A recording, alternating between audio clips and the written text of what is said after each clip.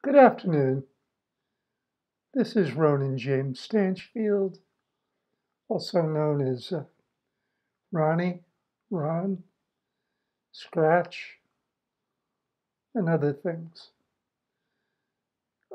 Last time we talked about me starting to write a script or a screenplay for the book.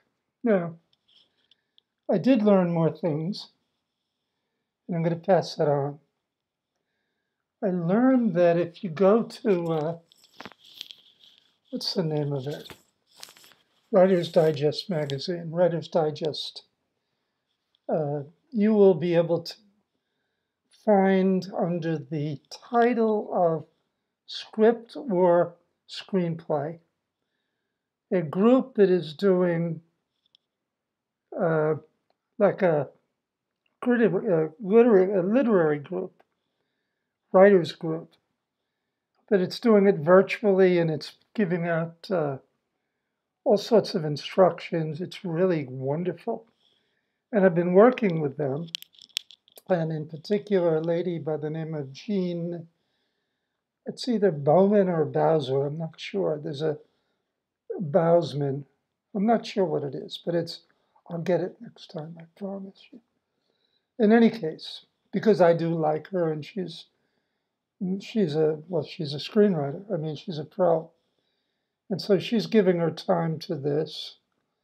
For her, it's part of the mission of keeping playwriting alive and stuff like that. And she's dedicated. I'm not. I like short stories, novels, and now I do like, I'm seeing another avenue. I like this idea of the screenplay. I mean, I'm taking my story that was 400 and some on pages, and I'm going to have to cut it down to 120 or less, and preferably less. And here's why. Movie industry is a big industry. It's huge. It's one of the, I guess it's either the most important export we offer, or it's second to, whatever else is up there. And it's a big seller here at home in the United States. And the people who produce this stuff have to produce movies that are costs millions and millions of dollars to do. Therefore, they're very careful with the script. So I think I told you last time I was working on the dialogue, and I got that done, and then I put in some of the you know this happened on a Thursday at 2 o'clock and blah blah blah that stuff. Um, but I was right in telling you that last time. I was right in doing it that way. It's worked out beautifully. I now took that book, which I knew I was going to cut to pieces. So all I had was the dialogue, the time and, basic stuff for each bit of dialogue, where it was, what happened, and blah, blah, blah. I got it down to I was very proud to get it down to under 100. No, sorry, under 200 pages, because that was cutting it in half. I cut it in half almost. And then I said, oh my God, how am I going to do this? I still didn't throw out chapters yet, though I confess I did do that. But they were chapters which were a minor third plot. I had two main plots or main, weaving avenues of storytelling. And I also had a third was strictly a comic thought because I wanted to add comedy in the book. Now the publisher may say, let's get rid of the comedy. This is a good, blah, blah, blah. But I don't know. So far, so good.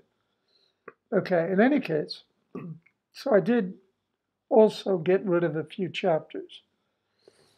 When I finished last night, The script was down to 200. Are you ready for this? And 45 this morning. Through a few things I realized, which were changing the margins, rewriting sentence after sentence after sentence. I got it under 230, just under. No, 130.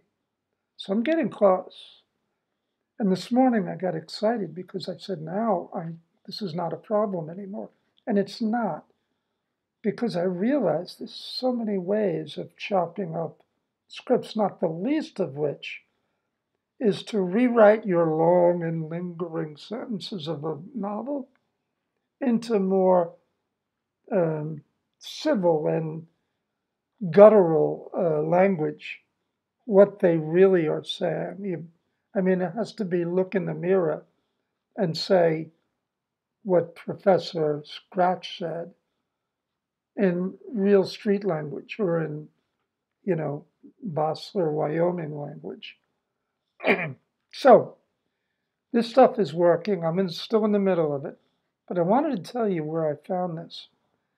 I found this in Writer's Digest. In Writer, because I only looked at, I used Writer's Digest to read some of their articles for pleasure, but I used it in the book to get certain things learned, about, composition, about so many different things. How to do, emotion, how to do, just everything. Not stuff I would do for a play, because in a play or a movie, your director and your actor is going to work out the emotion and all that is beyond the word and description for that matter. And so that was done by me. And I'm now at a state where I'm at, I think it's a call of 130 for the sake of argument. And I want to get it down to way under 120, which I'm sure I'll meet. But I want to get it down even more because Hollywood is about money. It's all about money. The first person who sees your script is not an artist. He has a sense of art, no question, or she does. But they are financial people. These are accountants, these are lawyers, they're businessmen. These are hardcore businessmen because they gotta keep the price down, because they gotta meet their budgets, and they gotta produce. It has to be a blockbuster. Okay. So I'm starting to learn that kind of functional part of the business. And frankly, I think I'm doing okay. Um, I don't want to give away the book because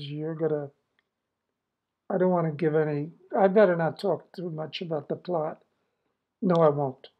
Buy the book when it comes out. By the way, hold on. The book isn't coming out until August now. They tell me May 15th was the original date. Then we have the pandemic. Then we have those, quarantine. Then we have places shutting down for galore. And I do believe the publisher that he can't get people to do the things that they used to do. And many of them, as a matter of fact, have simply, what's the word? They've simply backlogged the book, the jackets, the covers, the printing itself. They're all backlogged.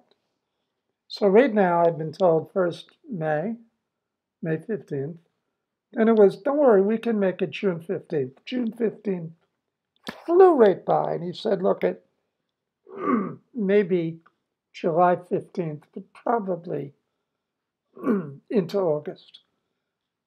So I'm sorry. I have nothing I can do about it. And that's when they're going to be ready. But then the question is, how soon will we be able to deliver to the purchaser? Okay, so that's that. So soon as it's on, don't worry, you'll hear from me. You'll hear a lot from me once it's published and once I can start promoting it. Oh, oh no, I'm not gonna. Do I want to read that to you? Yeah, I think I do. Hold on. I'm gonna read you a promo I wrote for it. Hold on. Here we go.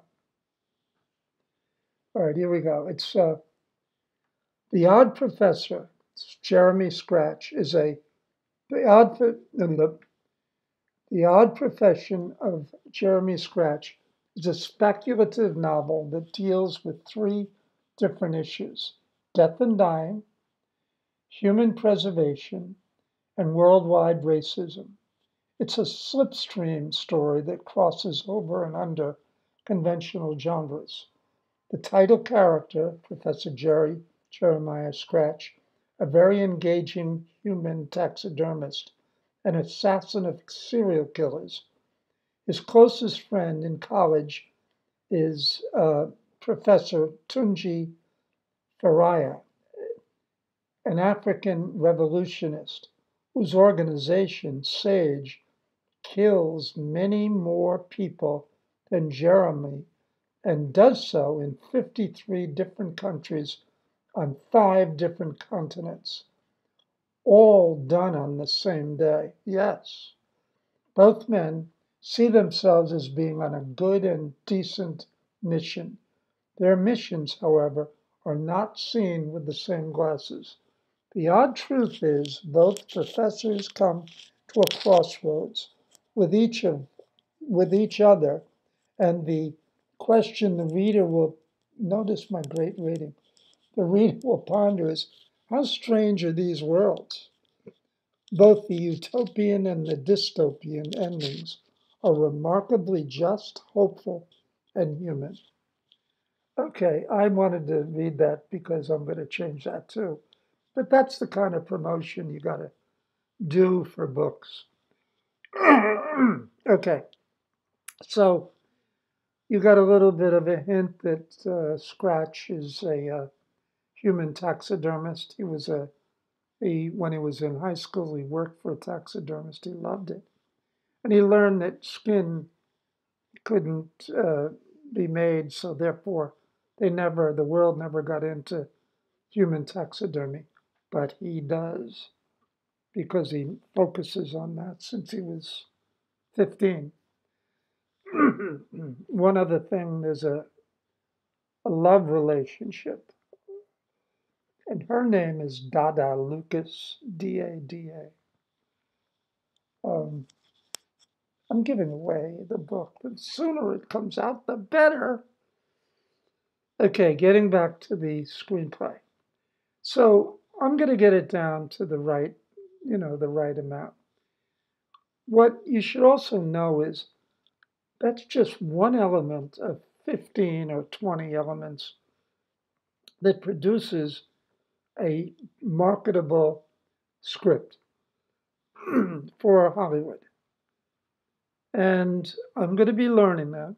And as I learn them, I'm going to turn around and put them on here so you can see and feel and know all the, things that I've learned and things I should have learned but didn't. I'll try to keep you up to date on it. It's, I think it'll be fun. And I think in the end, uh, I'll gain more by even talking about it.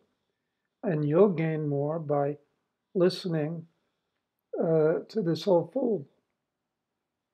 I'm an old fool, yes. Um, and that's it for this time. So I look forward to talking to you again. I will be talking about this script until we get it perfecto mundo, and then I'll see you at the future date when I see you. Have a good day. Bye bye.